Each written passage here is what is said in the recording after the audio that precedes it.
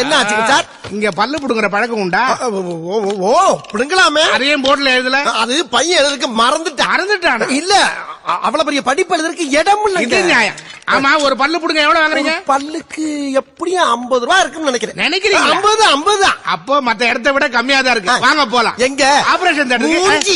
இந்த முகர கட்டைக்கு operation theatre. நான் ஹார்ட் ஆபரேஷன் இதுல போட்டு தான் பண்ணிட்டு இருக்கேன். எரிச்சல் கிளப்பிட்டு இருக்கேன். அந்த படம் நாக்காடு சாருக்கு ஆஸ்பத்திரி ரொட்டியெல்லாம் இப்படித்தான் இருக்கும் போல் இருக்கு. அந்த உயிரையும் ஒருத்தன் சாதாரணமா நினைச்சான்னா அவன் என்ன பண்ணலாம்? KGF general hospital building strong, treatment week. ஏன் இதை நான் சொல்கிறேன் அப்படின்னு சொன்னால், KGFல டெய்லி பார்த்தீங்கன்னா மரணத்தினுடைய ஃபோட்டோ அங்கே தொங்கின்குது. அவங்க வயசுங்களை பார்க்கும்போது எல்லாமே 50 கீழே 30க்கு மேலே. ஏன் இந்த மரணம்? இந்திய கம்யூனிஸ்ட் கட்சி ஒரு ஆய்வு பண்ணோம். பார்த்தா அவர் கிட்னி ஃபெயிலூர்லேருந்து இறந்துட்டாரு, ஹார்ட் ப்ராப்ளத்தில் இறந்துட்டாரு, லங்ஸ் ஃபெயிலூர்லேருந்து இறந்துட்டாரு, இன்னைக்கு லிவர் ப்ராப்ளத்தினால இன்னைக்கு இறந்துட்டாரு அப்படின்றது இன்னைக்கு முக்கியமான 4 காரணங்களை இன்னைக்கு சொல்கிறாங்க. இன்னொரு விஷயத்துங்களை பார்க்கும்போது பாம்பு கட்சி இறந்துட்டாங்க. டெய்லி பார்த்தீங்கன்னா நாய் கட்சி சப்டிக் ஆயிடுச்சு. ஸோ இந்த மாதிரியான ஒரு ரிப்போர்ட்டு தங்க வயலில் இருக்குது. அப்போ இதுக்கு என்ன தீர்வு? இதை யார் இன்னைக்கு சரிப்படுத்துறது? இதை எப்படி தடுக்கிறது? இதுக்கான மருத்துவ பாதுகாப்பு நம்மளுடைய KGF ஜெனரல் ஹாஸ்பிட்டலில் இல்லையா? ஏன் இல்லையா அப்படின்ற கேள்வி கேட்குறேன்னா, அதே ஈவினிங் ஹவர்ஸில் பார்த்தீங்கன்னா எல்லா கவர்மெண்ட் ஹாஸ்பிட்டல் டாக்டர்னுடைய கிளினிக்கும் ரொம்ப ஆக்டிவாக நடக்குது. ஒரு கிளினிக்கில் பெஸ்ட்டு ட்ரீட்மெண்ட்டு கிடைக்குது. ஆனால் டிஸ்ட்ரிக்ட் ஸ்டேட்டஸில் இருக்கக்கூடிய, பில்டிங் ஸ்டேட்டஸில் இருக்கக்கூடிய இந்த ஜெனரல் ஹாஸ்பிட்டலில் அதே ட்ரீட்மெண்ட் இன்னைக்கு இல்லை. ஏன் அப்படின்ற ஒரு கேள்வி. KGF ஹாஸ்பிட்டலில் இன்னைக்கு ஆர்ட் ஃபெசிலிட்டிஸ் ஹாஸ்பிட்டல் வந்துடுச்சு, பெரிய லெபார்டரி வந்துடுச்சு, ஸ்கேனிங் மிஷின் வந்துடுச்சு அப்படின்னு சொல்கிறாங்க. இன்னைக்கு ஆர்ட் ப்ராப்ளத்துக்கு செஸ்ட் பெயின்னு போனால் இம்மிடியேட் ஃபர்ஸ்ட் எய்டு ECG எடுக்கணும். ECG மெஷின் இருக்குது, ஆனால் ECG டெக்னீஷியன் இல்லை.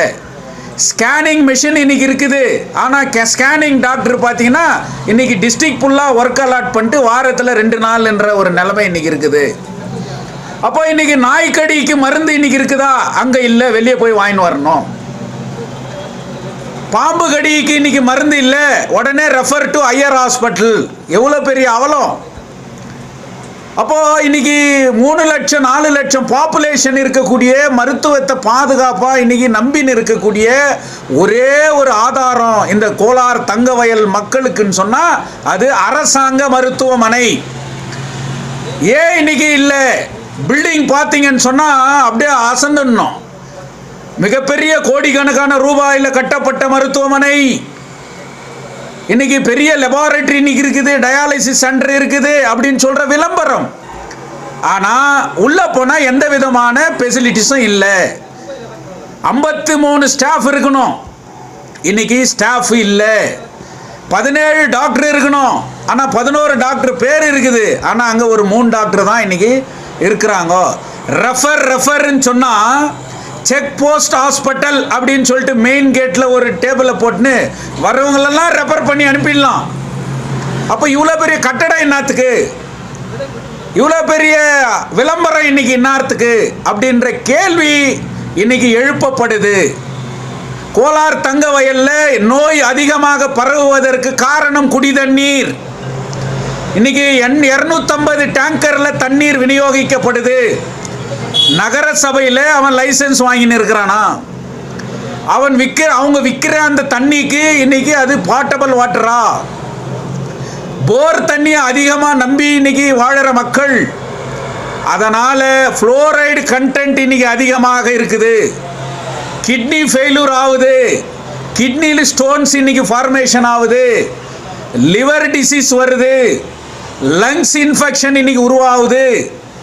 இது எல்லாம் உருவாகிறதுக்கு மூல காரணமாக இருக்குது சரியான குடி தண்ணீர் இன்னைக்கு இல்லை.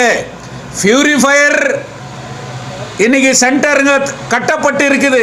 ஆனால் எல்லா இடத்துலையும் இன்னைக்கு பியூரிஃபையர் ஃபங்க்ஷனிங் ஆகின்னு இருக்குதா? அந்த தண்ணி தான் இன்னைக்கு போர்டு போட்டுக்கிறாங்க, 5 ரூபாய்க்கு 20 குடம் தண்ணீர். இன்னைக்கு அந்த மாதிரி இன்னைக்கு போர்டு போடப்பட்டு இருக்கிறது. ஏன் இது இன்னைக்கு விநியோகிக்கப்படலை? அப்போ இதுக்கெல்லாம் காரணம் என்னன்னா, உடல்நிலை பாதிப்பை உருவாக்குகின்ற அபாயகரமான சூழ்நிலை இன்னைக்கு இருக்குது. தங்கவயல்ல 2001 பிஜிஎம்எல் ஹாஸ்பிட்டல் போன பிறகு இன்னைக்கு அந்த மக்கள் நம்பின்னு இருக்கக்கூடிய ஒரே ஹாஸ்பிட்டல் எதுன்னு சொன்னா இது இன்னைக்கு அரசாங்க மருத்துவமனை. இன்னைக்கு இதுக்கெல்லாம் பொறுப்பு யார்? ஆட்சியாளர்கள் தான் பொறுப்பு. இன்னைக்கு இதை தட்டி கேட்கறது யார்? சுட்டி காட்டுறோம், ஆனால் அதை செயல்படுத்துறது, அதை இன்னைக்கு போய் நிர்வாகத்தை நடத்துறது யாருன்னு சொன்னா இந்த ஊரினுடைய சட்டமன்ற உறுப்பினர் அதன் மீது கவனம் செலுத்தணும் அப்படின்றது இந்திய கம்யூனிஸ்ட் கட்சி வலியுறுத்துகிறது. இந்த பிரச்சனைகளுக்கெல்லாம் தீர்வு காணப்பட வேண்டும். தினம் தினம் மரண ஓலைகள் தங்க வயலிலே எழுந்து கொண்டிருக்கிறது. வேலை இழந்தான், இருக்கிற இடிப்பிடம் பாதுகாப்பு இல்லை, இன்னைக்கு சுகாதார சீர்கேடு ஏற்பட்டு இருக்கிறது. இன்னைக்கு மழை பார்த்தீங்கன்னா பேரிடர் ஆக அறிவிக்கப்படுகிறது. இன்னைக்கு உயிர் காக்கப்படுகின்ற மருத்துவ பாதுகாப்பு நமக்கு இல்லை. இப்படிப்பட்ட சூழ்நிலைகளை எல்லாம் மாற்றி அமைக்கப்பட வேண்டும். இது உடனடியாக இந்த ஊரினுடைய எம்எல்ஏ இதன் மீது கவனம் செலுத்த வேண்டும் என்பதை வலியுறுத்துகின்றோம்.